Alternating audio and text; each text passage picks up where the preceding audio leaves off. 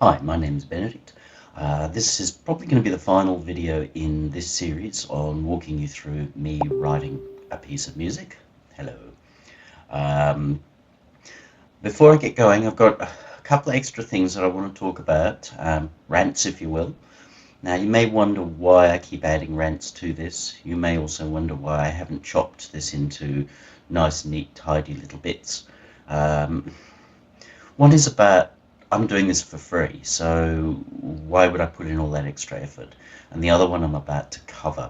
I encountered something that I thought was really, really interesting just in my YouTube search. So I wanted to talk about this a little bit because they're related. So the first was a video by Friedman of holistic songwriting where he talks about Taylor Swift and her writing of melodies. Now I'm going to use the word melodies loosely here because what he talks about is how a lot of her melodies, and he's particularly focusing on the 1989 record, which I will admit I've never listened to because I just plain didn't like the singles. I find them annoying. And not just from a personal perspective, but from a bigger perspective. Now, what I like about Friedman's take here is that, like me, he's looking at the bigger perspective. I guess where we differ is perhaps that now I respect that he thinks that what Taylor, assuming she actually writes these songs, has done is clever. I kind of get that. But he seems to be coming more from the perspective of, well, you do whatever it takes to be successful. So if trash is what the public want, then trash is what you give them. Now, I'm not 100% opposed to that point of view, in the sense that if you are a businessman, you've got to go where the business is. But what he talks about is how Taylor's songs have one-note melodies. So you hear that when she's singing, it's da da da da da da da da da da da. Now, normally when someone's singing, traditionally it's da da da da da da da da da da da. That's, to me, is the essence of music. Now, it's not about me trying to be rulist or even old-fashioned. It's not like I'm saying a melody has to have so many movements, otherwise it's not a melody. That's just tyrannical. But what he talks about, and the video is well worth watching, whatever your viewpoint on this is going in, it's well worth watching, because what he talks about is how Taylor's captured the zeitgeist, as in this is the way the millennials, or whoever the hell they are, feels about approaching things, which is that nobody feels like they want to be told what to do. And what he says is that hearing melodic movement, hearing, I've talked about a lot, the first, the third, the fifth, hearing those extra harmonics appearing in the composition, he says, is the equivalent of telling people how to feel. And I've sort of encountered some of that myself in forums where I was told, oh, if you put forward an opinion, you have to always mark it by writing IMO, as in my opinion. Now, back in the old days, when I was a boy, you didn't have to write in my opinion. It was clear what was fact. The sky is up and the earth is down. That was fact. I didn't have to write, oh, in my opinion, the sky is up and the earth is down. But these days we've gotten to that weird situation where everybody sort of wants to say, in some sort of surreal kind of way, oh, well, I'm the one who invents my own world. Yeah, I think, therefore I am, and all of that.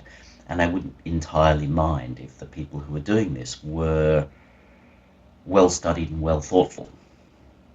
Because whether you like Nietzsche or not, he was well studied and well thoughtful.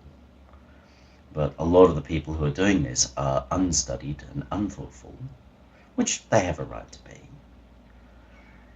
But at the same time, they want to present and have all the rights of the studied and thoughtful.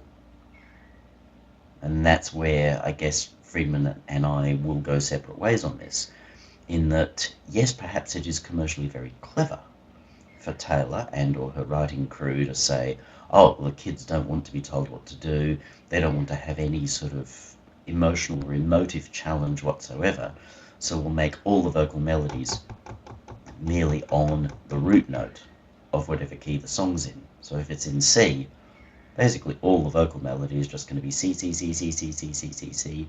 If it's in E, it's just going to be E, E, E, E, E, E, E, E, E.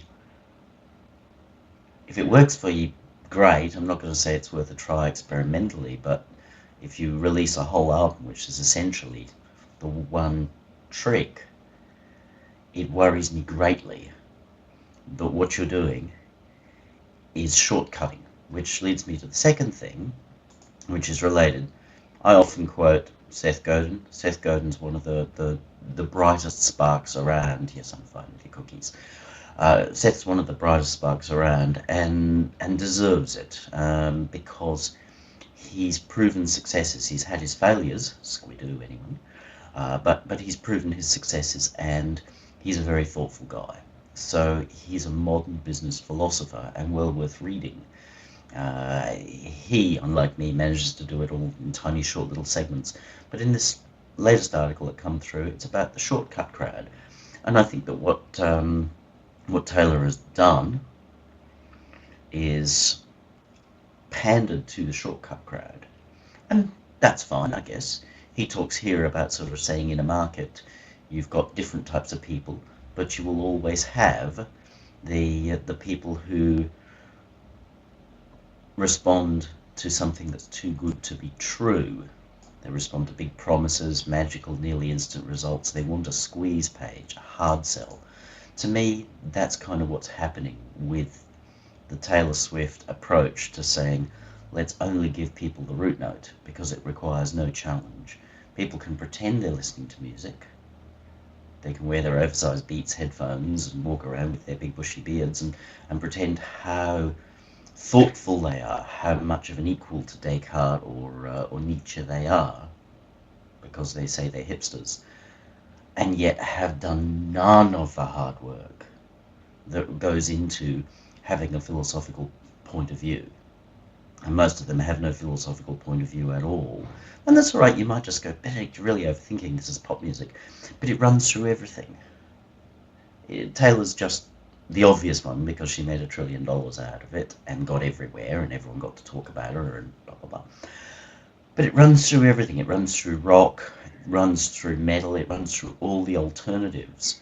I try listening to alternative things that online friends of mine say, oh, you got to get into this, man, this is so cool. And I listen to it and I go, well, really, it's no different. It's no different to what Taylor's doing. It is absolute lowest common denominator. I was listening to some metal this morning, and on the surface it's like, oh, that's kind of cool. That's like metal of the old days, which initially appeals to me, but then I'm very over it very quickly because it's formulaic. We've got a singer who could almost be a synthesizer. Yes, he's got a nice voice, but at no stage does he ever step out of the formula of just singing those notes. So it's like if we had a synthesizer that could sing, it would lack soul. This guy is most likely very steeped in Bruce Dickinson of Iron Maiden, who's a very soulful singer. It doesn't matter whether you like Maiden or not. Bruce Dickinson is one of the most powerful frontmen in rock over time, and because he's so able to be soulful and theatrical,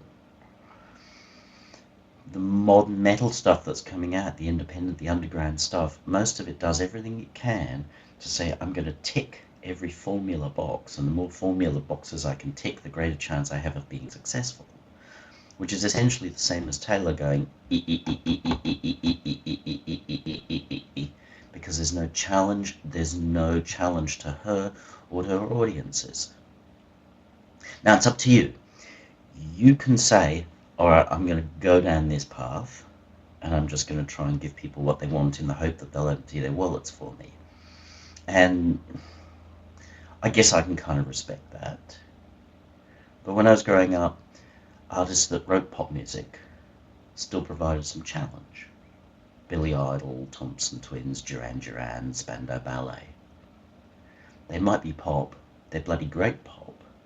And we know that because they sold 1 trillion records. And they're still selling records now.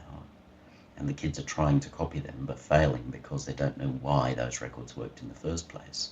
But here's why. It's because even though they were pop, and as such easy to get into, there was also a challenge in them. Sit down and actually listen to Duran's first album, even their second album, say Rio, probably a better example in a sense, because that's when they were already huge. They were a can't do any wrong pop band at that point when they released Rio. And Rio just absolutely cemented that, sledgehammered that nail in that the Durans were the biggest pop act in the world. But there are some very challenging and very interesting ideas in that record, especially as you get into the second half. Save a Prayer. That's a challenging and thoughtful song. I'm not saying it's the equal of a Bob Dylan song or anything, it's not about that. But if you pay attention to that song, you have to think and you have to feel to be able to engage with it. Problem I have with Taylor and all these other bands that are following that is that you can't think, you can't feel. You can perhaps pretend, but pretending never did anybody any good. Alright, I try and leave that alone now.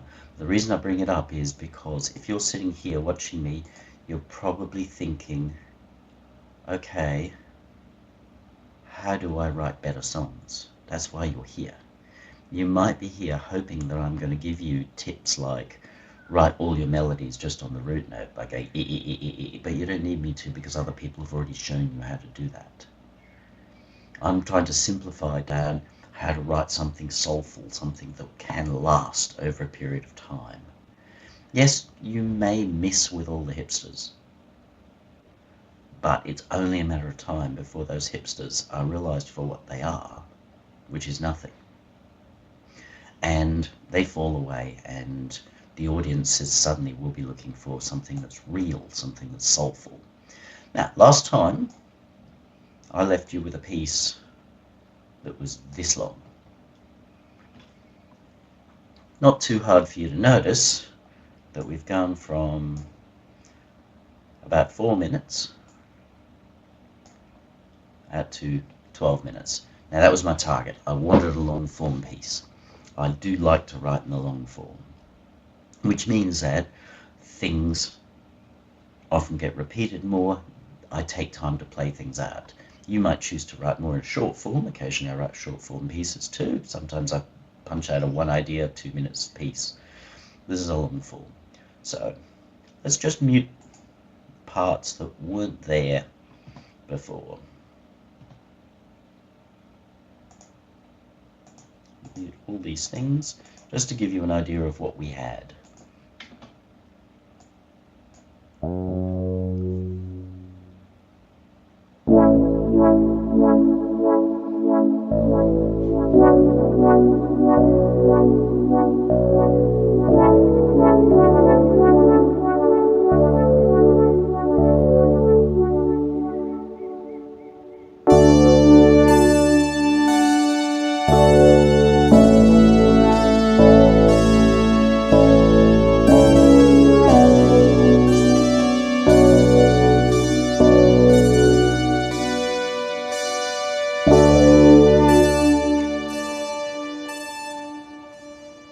So that's the basic chord progression.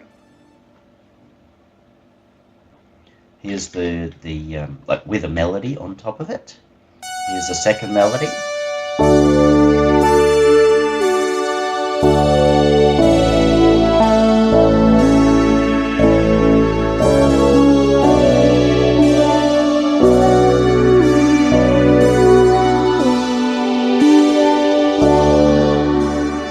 So the two melodies playing off against each other, so we have counter melody.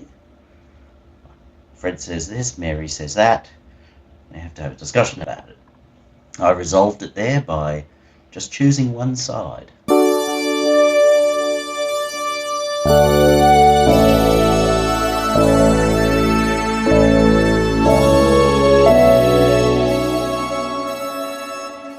So all the instruments start playing the same tune, which is great. That's resolution. That means we're all happy. We're all marching off to war together. And then the piece that I had to that point came to an end. As I said, I could have finished the piece there, but I wanted a 12-minute piece because it amused me too, and I already had a 12-minute piece, and I actually want two 12-minute pieces in this record. So I then had to bring in something else. This is pretty big. Musically, it's quite big. It's grand and bombastic. If you don't like that, that's your business, but that's what I'm about, and to me that's an essence of music, that it should be grand and bombastic. So I then had to work out, how do I move into a second section? And to me, one of the best ways is to give people a chance to breathe.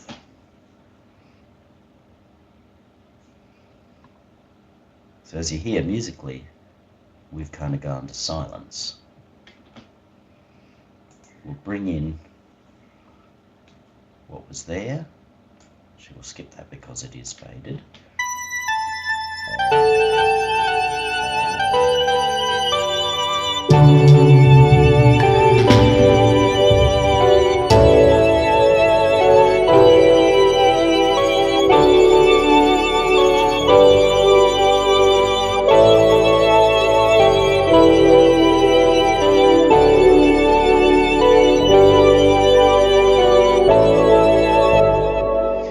So as you hear, sorry for the drums to start with, as you hear, we've got a new chord progression.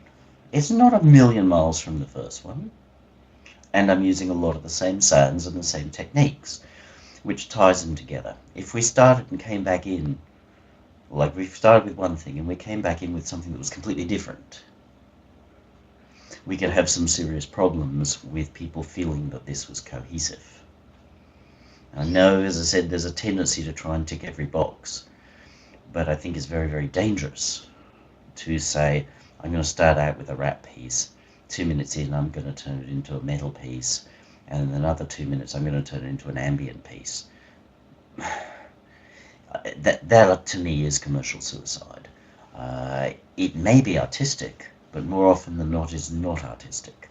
More often than not, when people do it, it is, as I say, just try to tick every single box in an attempt to be able to say, I'm rap / metal / downbeat / this, that, and the other. And it's like, get an identity of who you are. There are a few artists who are able to cross boundaries and bring them together.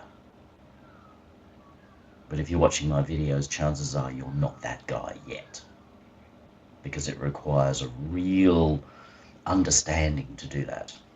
Slight track. Watched Dunkirk the other night, the movie Dunkirk, the new one. I'd heard mixed reports about it. Now, it's a very, very interesting movie from the way that it's done. In some ways, it suits Taylor Swift's writing style, in that it just drops straight into the middle of the movie. Older versions of Dunkirk movies, they take time to establish some characters and some background, and this just drops you straight in the middle of the action. Stuff's happening. You don't really get a sense of who's who or what. Characters don't really develop. Stuff just happens. And often when stuff's happening, you're not really sure why it's happening. They even work from two timelines which converge. Interesting. It's Christopher Nolan, but it works as a movie. And one of the reasons it works really well as a movie is because of Hans Zimmer's score. Hans is a very, very bright guy when it comes to music, and in my opinion, he has his head screwed on really right. Hans might use a one-note melody from time to time, but that's because he knows it's the most effective way to do the job. And the job is to score the scene, to move the listener along. And your job as a composer, as somebody who's writing pop tunes, is to grab attention and move the person along the path that you need them to move along. And he makes a lot of real interesting decisions there. Here's a guy who's wonderful with melody, and yet he minimizes his melody often. There are some pieces in there that could almost be Vangelis when things are going quite nicely, at the high points of the movie as such, but still understated. But a lot of the time he actually pulls in sound effects. I'm guessing he sampled out of the Foley of the existing movies, the rushes he was being sent, and he worked them in, so he's got sample loops going along with the sounds. Whether he used a real orchestra or not, I don't know. Wouldn't surprise me if the whole thing was done in his computer. No judgment either way, but it's a hell of a score. So if you haven't or if you watched it and didn't pay attention, watch that movie and really pay attention to the music, because you'll see how he blends elements together. And coming back to my point, he pulls elements back in and reuses them. So you'll hear some creaking from the Spitfire, and almost every time the Spitfire is the center of attention, he tells us what's happening by using that creaking from the Spitfire. There's ticking of time. When I really got suspicious was in the first scene where the British cross the French line, and then the gunfire starts, and it's like, that's sequenced. My first thought was like, oh geez, that's a little bit lame. It doesn't sound real. And then I realized that's sequenced because it's part of the dance. Your music as you write it is part of a dance, whether you're writing dance music or not. So we got a new progression which borrows some physical elements from the first part. We've got the same core sounds and we're keeping some similarity, but we've introduced a new sound here. It was necessary because we want to say we've got a new thing. So I introduced an organ.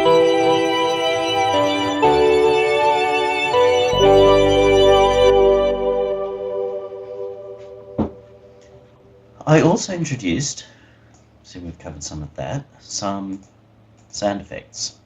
Sound effects are a big part of my music. We better backtrack, sorry.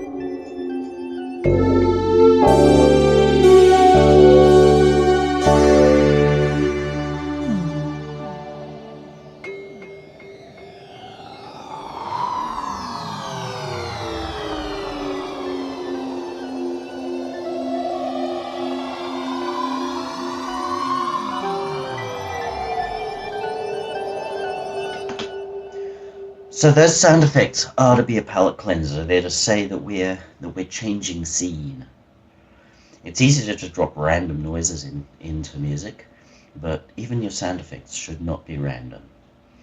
They should have a purpose, which Hans very much mastered in the Dunkirk movie. He used sound effects as part of the music. Very, very well done. So we've got a new progression, and it just keeps adding layers, melodic parts. You'll see that I reuse things. I've used it here, I'll use it again. By doing that, we're creating familiarity, where we're establishing and strengthening our themes. That all moves along. We keep adding elements until we get to our conclusion. I won't run you through all these parts because it will get boring for you, but we get to a big...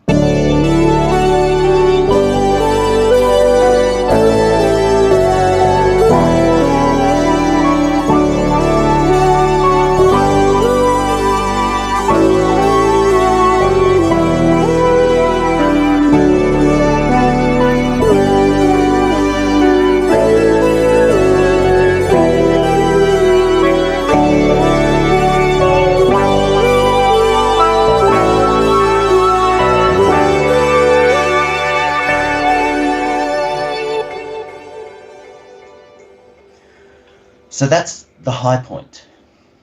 Now, tempting to say, well, my high point has to be at the end, but you don't write pieces like this. A story is Bilbo Baggins is at home. Something makes him need to leave home. He goes off on a great big journey. He succeeds in his journey, and then to complete it, he has to go home. That's your real round out and create your conclusion. So the high point is here, and it's actually led to with a melody here.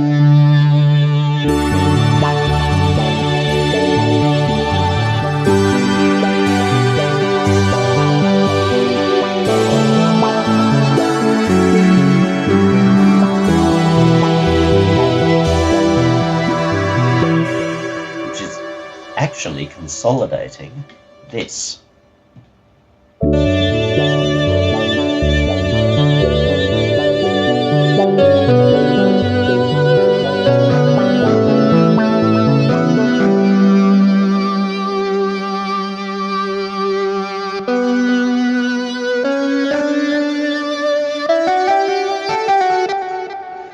can you pick what's different about this part, that organ line?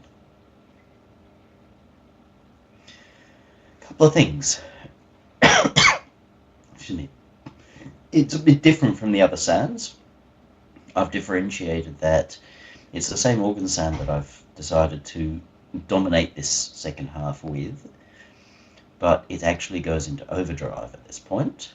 That's one thing. That's one way of differentiating. It's just pushing it forward. It's like, oh, it's ripping.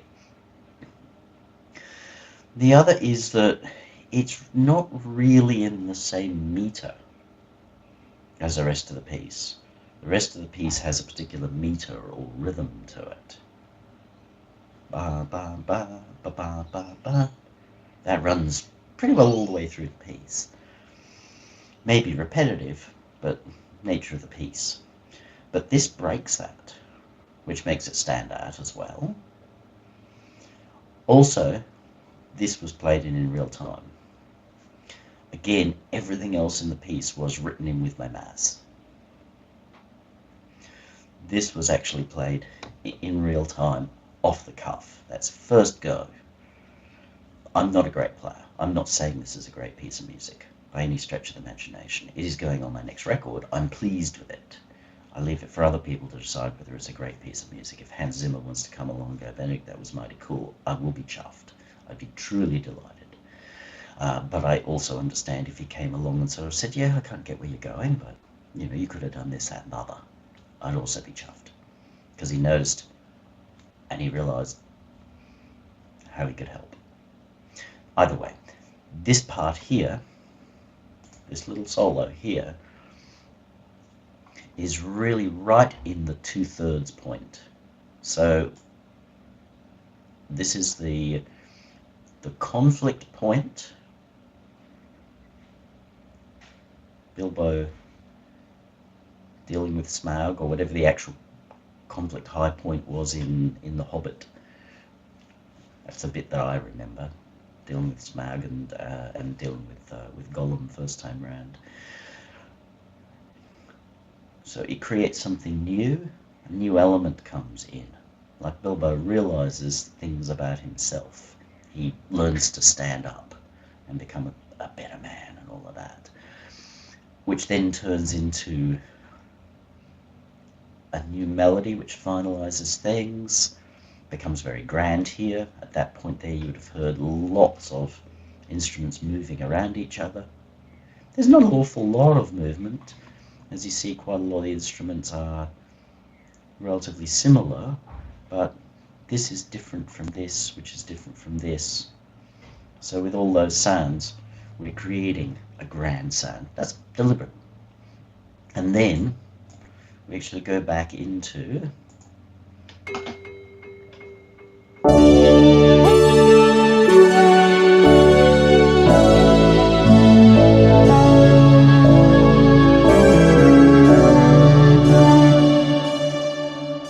that's our very first melody. And then the final section.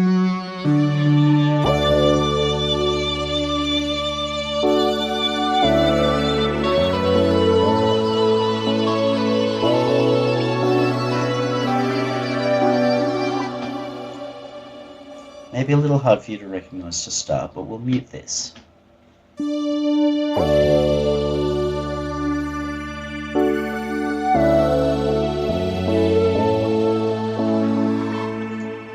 Hopefully you're now realizing that is this bit here, which is actually this bit here too.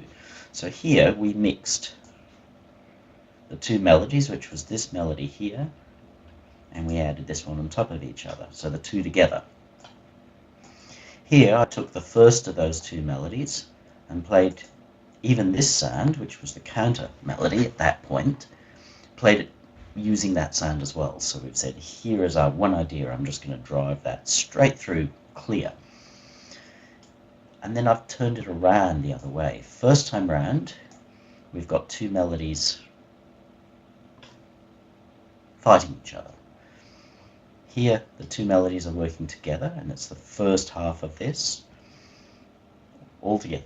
Here, we've got them fighting each other again, So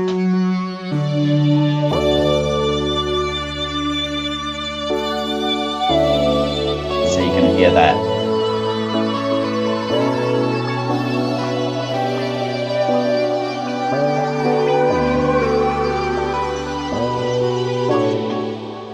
But you'll also hear that I've reused this. What I'm doing there is I'm echoing. Just as Bilbo goes home and echoes some of his thoughts about his quest. We've taken this here and echoed it out here. We've taken our first resolution, pulled it back in here, but it's mixed up with the new thing that came along in here. So it means that he's carried forward that thing. What would be the point of Lord of the Rings if Bilbo got home, his memory got wiped, and it was all forgotten? What would be the point? And I know plenty of stories are written that way these days, but that's part of why they're so infuriating. People will say, oh, well, we do it that way so we can set up for a sequel. Lord of the Rings, anyone? You don't need to wipe people's memories to make a sequel. It's lazy. It's a one-note melody. So, anyway, this creates a conclusion, and then the piece has to end. It has to end. If it went on forever, you wouldn't want to play it again.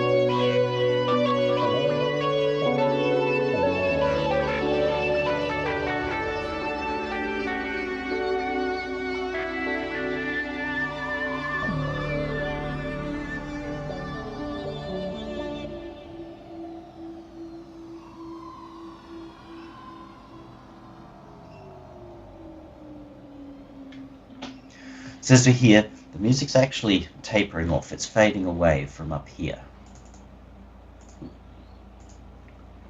That. Open up. So the master is actually fading from here towards the end. That's part of the arrangement.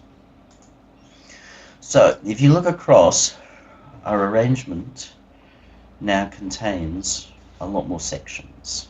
Put myself in the corner. We show our very core idea here. We create our first melody here. We add a second melody here. We allow a second melody to become dominant and finish our first section. We have a palette cleanser in here. As that melody fades in, which is starting to establish something new, we establish our new chord progression, our new theme here. We then start to add melodic elements and bits and pieces through here. We work into our high points, which are here and here, so that's adding something really new. It's that random thing. Oh, you found the key. It unlocks something, which gives us this nice melody here, and then the grand, let's all bang away together.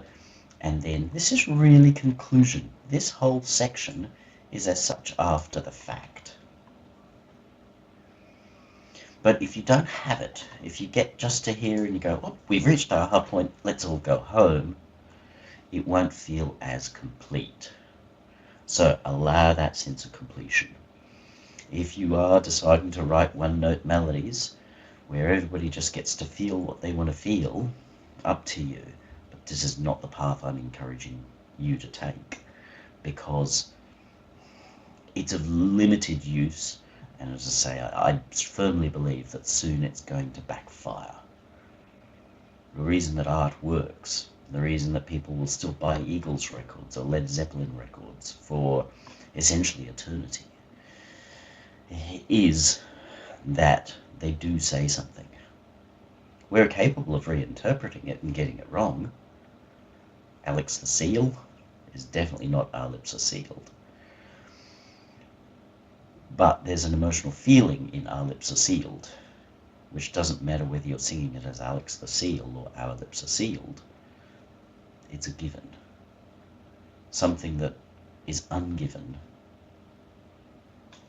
We started watching Altered Carbon on Netflix and gave up because it would never commit to being a thing. Star Trek is incredibly successful because it's always very clearly a thing. Now, you get to this point and you probably go, Benedict, you haven't used any drums. You don't know how to write music. You should write your drums first because they define your rhythm. I've already spoken this before. If that's your sole point, you shouldn't have listened to me. If you're still going to try and tell me that, don't, because I'm probably going to tell you two rather impolite words. You should have noticed that I've established pretty strong rhythm through all of this.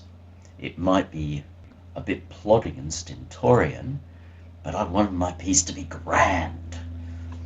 You watch any kind of movie, like a classic movie, where they've got sword and sandal, and they've got trumpets and this, that, and the other. It's martial. I wanted this piece to have some of that. So I've built my melodies and my rhythms hand in hand, but my rhythms are actually coming as part of the melody, which means they're strong already. So I'm not saying, oh, I'm going to make some drums that go boom, boom, boom, boom, boom, and say that's a cool rhythm, and then struggle to fill the space, because it's already full of other stuff. I've filled the space with this, what to me is majesty, which is true power. And now I'm going to add in extra drums. So that should be all my things undone. So we'll pull back just to here. First drums will come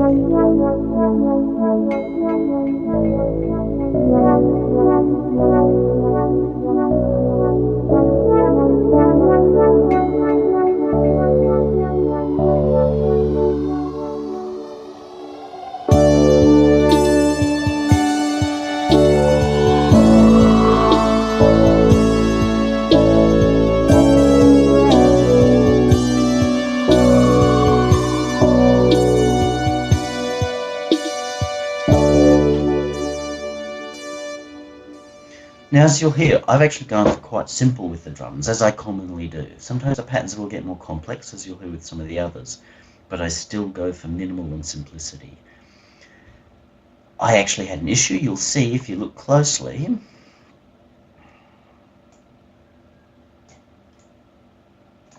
Up here, this is pattern 1, and it's there.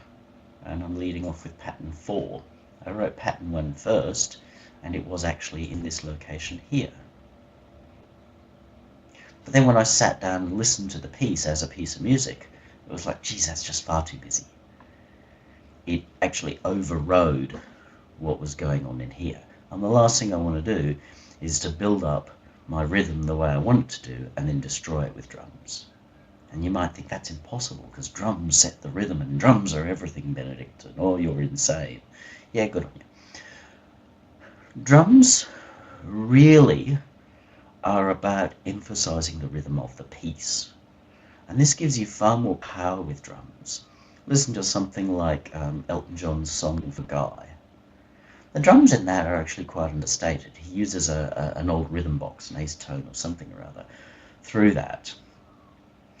There are live drums on top of that as well, but it's really pinned by that old organ rhythm box sound, and that's quite minimal, but that's really powerful. He's got the power and the majesty of that piece, and then just those little drums that tick things along, and they add to it. So my aim here is to have the drums add. So we started with a simple pattern.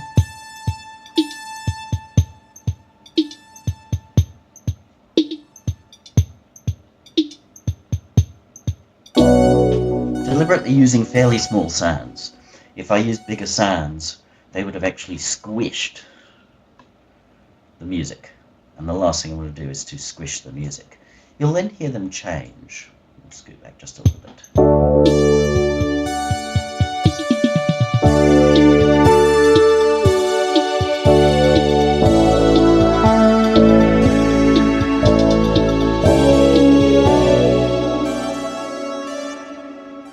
So what you notice now is that those drums have become busier. They've become busier as this has become busier. So they're saying, that what they're saying to the listener is just that we're picking up. We're doing more, it's becoming more engaging, become more engaged. And that's what it does. They really just repeat their way all the way through to the end here.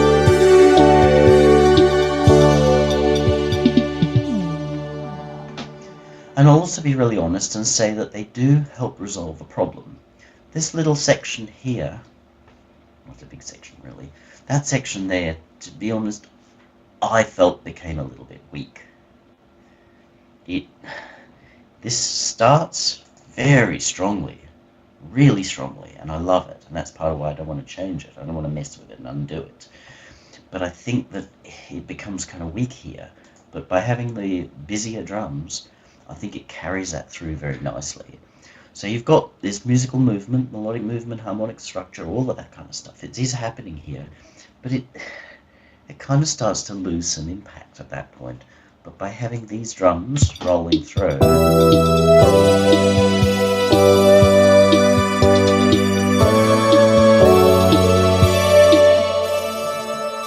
I think they keep a level of interest. So they allow your mind to switch from the melodic movement to the drumular movement and back again. So I'm not opposed to drums taking a lead, but I've got to have a sense of what their purpose is. Now, next thing we get to the end, I let the drums stop. The last thing that I want to do is go into this section and still have a drum beat going. Sure, if it was techno, we probably would do that. But this is a long-form piece of music that's supposed to be emotive, emotional, and grand. And to create grand, there's no point just taking a photo of the top 2 stories of the world's tallest building. Doesn't tell anybody anything. You've got to step back, probably even from the grand at times, and show the small and the large together. So what we're doing here is we're dropping back from the large, because this has become very large, to the small to give ourselves a sense of structure. And then drums are going to pick back up again. It's a new kit.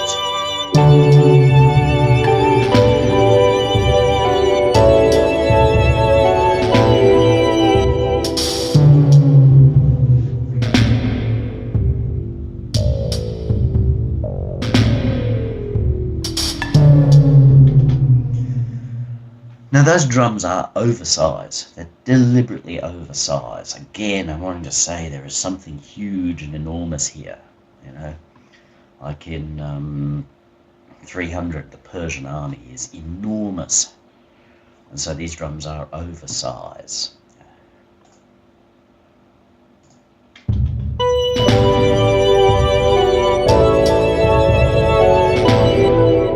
So as that theme is building itself up, we're backing it with these enormous drums.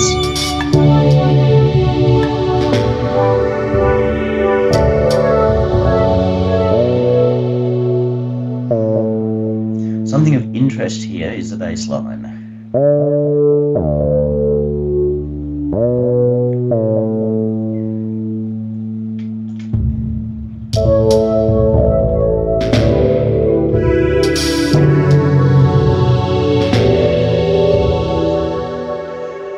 Notice how, to begin with, the bass line has stayed very solid and very rigid. Here the bass line starts to move off. It's no longer playing at just underpinning. It's going off and wandering into its own sort of arena. It's underneath everything, so it's not taking a lead, but it's going somewhere interesting. So we've got these massive drums.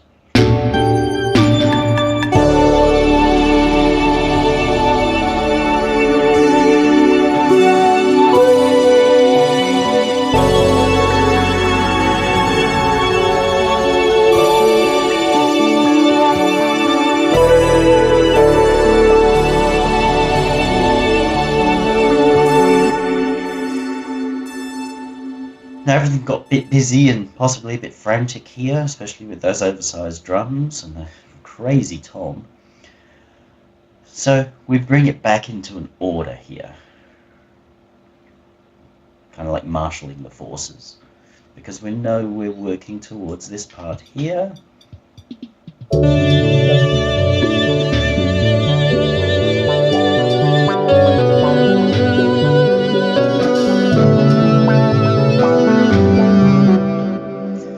Now if we'd gone straight from the kind of crazy, so much happening, into here. It could be wonderful. It's like having a bit of a guitar solo and then just going, wow! I'm not strong enough a musician to do that.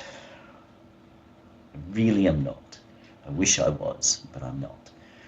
So what I've done is I've created another really solid Marshall piece, like gathered my forces, as I said, put them all into squares, and then introduce something that's outside of that, which was the wild.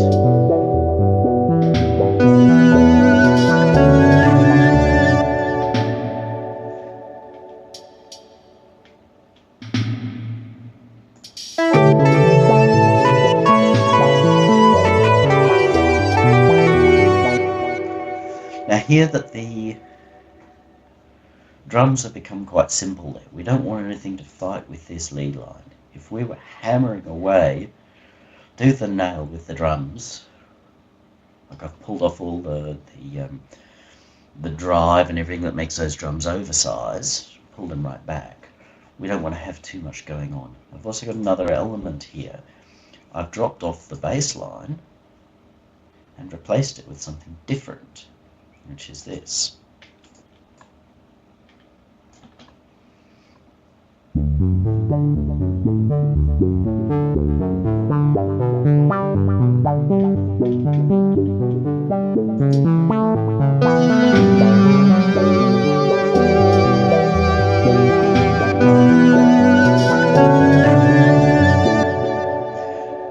Reason being was I noticed that the bass had become too solid. Yes, we moved out and did something a bit interesting here, and yes, we changed things around a little bit here, but it was too... And because this section was becoming looser, letting go of something that had held us in, something we'd been afraid of, I needed to move somewhere else. And arpeggios are often a great way of doing that, because they give movement, they give a sense of freedom, while still actually being really rigid. So it's kept a bass structure in there, and those notes are, I believe, the same notes as somewhere else, so they're not new notes. We're not listening to anything new harmonically, but that movement creates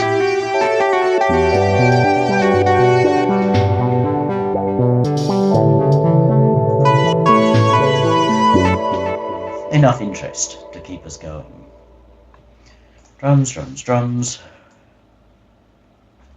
Keep going with those. Next interesting section is here.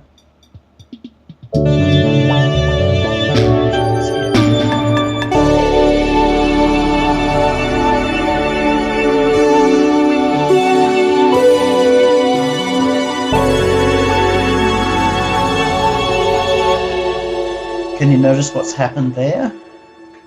These drums are playing, but they're barely audible. I didn't like them there. While in theory they were right, if you listen to them on their own, they were right. There was nothing wrong with them. I considered writing another pattern, but the parts sounded better essentially when I took them out. But I didn't want to fully take them out because I had drums all the way through, and suddenly dropping drums can make a piece sort of fall in a hole. Drums are one of those things, once you start using them, it's difficult to take them away. Doesn't mean that you can't and shouldn't. There are times you see where I have taken them away. But here I kept them, but very, very low in the mix. So in many ways you don't hear them, but subconsciously you're just aware that they're still there. So it allows me to let all of this come through. Remember, this bit is about consolidation before we go into the interesting. The drums keep going, come back in, still using all the same parts, and then the final drum part that's different is here.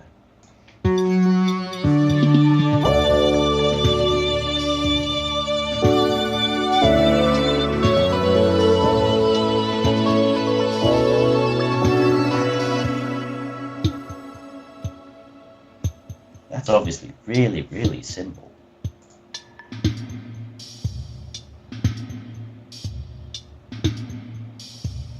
still very, very simple. Now the reason for this is because we've got a lot of complexity in here, because we're running this lead, which is in many ways almost quite opposed to this material here. So it's important not to fight with it. And by this point, this section of the piece, remember, is about a memory.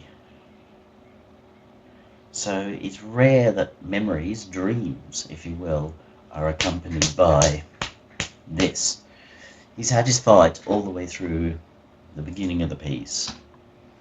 So this section towards the end is a memory, a reverie. So we definitely want to back the drums out of that. They can still be there because they still perform a role, but by making them quite small and focusing more on the higher percussion than kicks and snares and what have you, means that we're lifting off. We allow the listener to lift off to some extent. So it creates a very big piece. Quick word about our sound effects. What we have here is what I've called the caller.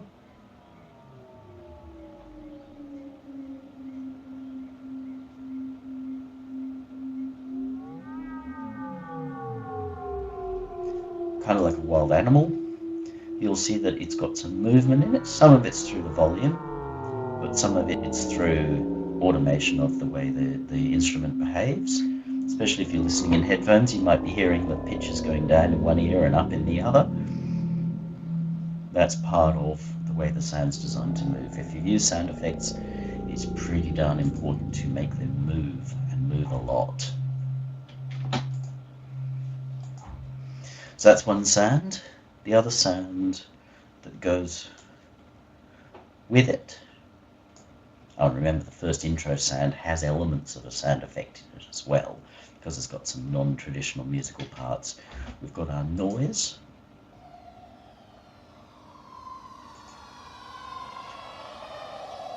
Not quite white noise. It's got some pitching in it. Now the pitching of this is root note of the piece. Using pitching in sound effects can be good, but if you're doing it, you've got to consider what the pitch is. So you've got other pitches moving around it, so safest is to use your root note, or to use a third or one of the perfects, which is a fifth or a fourth. Otherwise you may well find that you start to have some issues. Now that noise is not there randomly, again.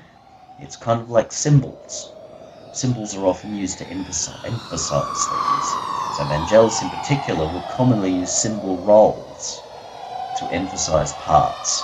So here you see it leads in. If you listen,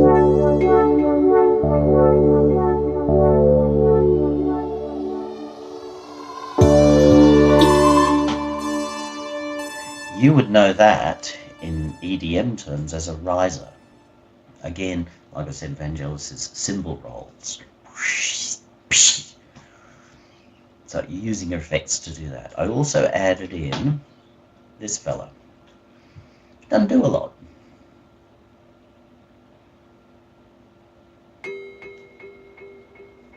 That's all he does. Why did I add it? I heard it in my head. Run through as I'm sitting back listening to the piece, I go, it needs something there, and straight away my head says what it needs is something like that, and it was the ding and the repetition. So I ended up with something that's a little like a C bell, a bell attached to a buoy or something like that out in the sea. Just gives a little bit of movement, a little bit of punctuation. It's got elements of a percussive thing. You'll hear that I use it again just in some of the gaps here. The figure reappears. 1, 2, 3. 1, 2, 3. And that figure keeps reappearing here. It's a small thing, but it's used over again through the piece. Just helps tie things together. Sound effects are a great way of helping tie things together. And they should be subtle. They should rarely be so strong as to become the piece, unless that is deliberate. And by deliberate, we'll be talking about something like some of the early industrial acts, like Front 242 or Skinny Puppy, where sound effects and the music become the same, and sometimes the sound effects become the music. Tomita actually was great at that. The guy who was famous for taking classical pieces and delivering them on his modular systems and upsetting particularly Holst's families by changing the planets. My favorite version of the planets in some ways. But Tomita was wonderful at being able to move melodies and sound effects in and out of each other. I think a lot of that was done with a ring modulator. Who cares how it did it?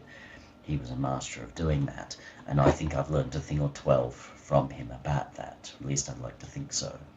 So what we have now is a full piece. It's achieved my 12-minute aim. If I'd not managed 12 minutes, so be it. But I knew I had 12 minutes. For arrangements or for viewing's point, I will tend to minimize a lot of what's going on so that I can focus really just on the important instruments, which are the melodic instruments. You might decide otherwise. A lot of you worry about mix and master. I'm not going to go into this here. I've written other articles on mixing and on finalizing. Big thing I'll say is don't overdo it. Allow your piece to speak. Remember right from the beginning I had the video, the graphic, and I'll put it up again here, of how you should spend really most of your time in the composition phase of a piece. Spend a little bit of time mixing it. So that's getting the right balance, having your elements come in and out. At that point, mixing becomes part of the arrangement process for me, and arrangement is writing. So mixing and composing do start to come together at that point. And then at the end of it, where I've got a piece, I'm just going to finalize it. Now, my finalization is incredibly simple. It's just a case of a little bit of compression across the top. You don't want your levels to go too high, unless of course you want the piece to be very dynamic, in which case leave that bit off. Bring my levels up so that everything's in the right kind of level. But there's a piece through this album that I'm writing that I've deliberately kept the levels lower. It needs to be quieter. It's a quiet piece. If I take that quiet piece and just say, look, I'm gonna limit it to buggery, it's no longer a quiet piece. It's lost a lot of its emotion because I've bludgeoned it. So remember, the composition's the important bit. Whatever you do in your finalization here is just to effectively top and tail it. So you don't want it to go too quiet that the listener can't hear it. You don't want it to go too loud that it clips or destroys the feeling that you should have put into your piece. And that's it. Thanks for staying the course. I know this is very long, and all these videos are very long. But as I said before, going down the idea of saying that everything should be in 5 or 10-minute chunks, and I go through and create little index points so you can come back and focus on a particular thing that I've said or discovered. But by saying, oh, things should only be in 5-minute chunks, unfortunately, you're losing the bigger picture. If you say that the whole of Nietzsche's philosophy is in 1-2 sentence meme, well, you're just a hipster who thinks that you're thinking, but you're not thinking. You have to read the reasons why he got to those 2 sentences. And I've tried to go through a lot of those reasons in these videos to help you think through for yourself when you've got your piece and you've got your issues. What do I want my piece to do next? Hopefully you're not just going to go, well, everyone goes doof, doof, doof. Hopefully you can say, no, this is what I actually really want my piece to say. This is what I'm trying to get across to people. And hopefully this will give you a few more tools to be able to say, this is how I can create notes by having my chord progression. And you don't have to do it that way. Remember, lots of my pieces are written backwards. That's fine, nothing wrong with that. But you can have your chord progression, or you can work out what chord progression you do have based on what you've currently got on the page. And then you can work out what notes you can and can't use, or what notes are comfortable and what notes are uncomfortable, and you can balance them based on that. And then you can look at how can I build my idea? I've got my core idea. I can now create variations of that. As you see, a lot of what I've done here is about creating variations. Variations are wonderful because you can start with a simple idea and you can just keep adding variations like fractals. And each of those variations, as long as you don't go too far, is still recognizably part of what came before. Sorry, mouse in the middle of my chest there. Targeting myself for your attack. And then, over time, you will get better at this. And as you get better, you'll get more confidence, but then you'll also find there are new things to learn. Don't shy away from those new things to learn, because those new things give you new tools, new techniques. Hans Zimmer is so successful because he is one of the best guys out there.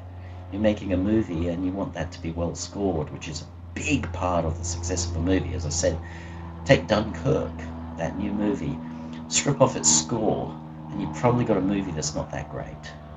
It's wanting in many ways. But adding in Zimmer's score, the way that he's done that thoughtfulness out of a career, decades of learning what he's learnt. He hasn't just relied on the safe and the true and the easy. He's taken challenge in that movie. He's taken the challenge of the way that movie was composed, was shot, and he's made it into a much better movie than it would be if you turned the sound off. So again, thanks very much for your time and in watching this. If you have questions, please feel free to ask me.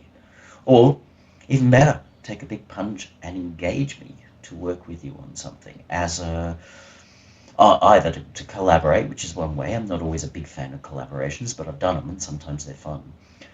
Or more to engage me to sort of say, hey Benedict, I want you to work as a mentor and or producer through my pieces. I've got my pieces and I want you to help me take them to a next evolution. The option's yours, but either way, keep at it. Don't take the shortcut. Don't just say, I'll write one-note melodies and that's good enough. Push yourself. Thank you very much.